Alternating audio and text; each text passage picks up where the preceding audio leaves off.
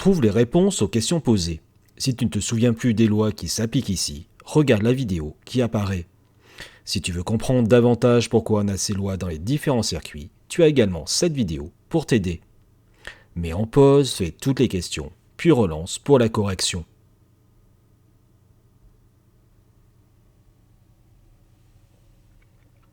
On a ici un circuit en dérivation.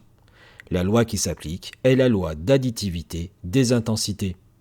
L'intensité du courant fourni par le générateur est égale à la somme des intensités des courants dans les branches dérivées. On l'écrit mathématiquement comme ceci. IG égale IL plus IM. IG étant l'intensité du courant fourni par le générateur, IL l'intensité du courant dans la lampe et IM l'intensité du courant dans le moteur.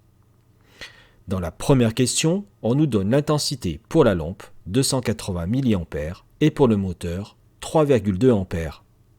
On doit respecter la rédaction obligatoire, et pour cela, on commence par écrire ces valeurs. On observe les unités et on voit qu'elles ne sont pas cohérentes.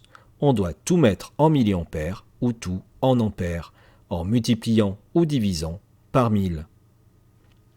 Mettons ici tout en ampères. 280 mA est égal à 0,28 ampères. Si on avait tout mis en milliampères, c'est 3,2 ampères qui serait devenu 3200 milliampères. On écrit ensuite la loi d'additivité, puis on remplace les lettres par les valeurs. 0,28 plus 3,2. On fait le calcul et on obtient 3,48 ampères pour l'intensité du courant fourni par le générateur. On écrit pour finir une phrase réponse.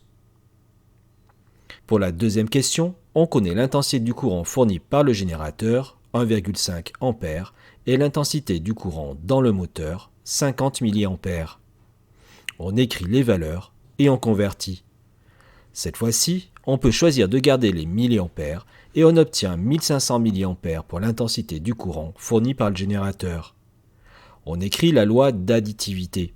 Celle-ci ne nous permet pas de calculer directement l'intensité pour la lampe. Il faut la transformer en faisant passer IM de l'autre côté du égal. Plus d'un côté devient moins de l'autre et on arrive à IG moins IM égale IL. On remplace par les valeurs, puis on calcule et on arrive ainsi à IL égale 1450 mA. On écrit la phrase réponse pour conclure. On peut facilement vérifier notre réponse en reprenant la loi de départ et en remplaçant par les valeurs que l'on connaît toutes désormais. IG égale IL plus IM, notre relation de départ, devient 1500 égale 1450 plus 50, ce qui est bien exact. Dans la troisième question, on a cette fois-ci un circuit en série. C'est donc la loi d'égalité, appelée aussi loi d'unicité, qui s'applique. Toutes les intensités sont égales. On écrit donc simplement que d'après la loi d'unicité dans un circuit en série, toutes les intensités sont égales, ici à 2,2 ampères.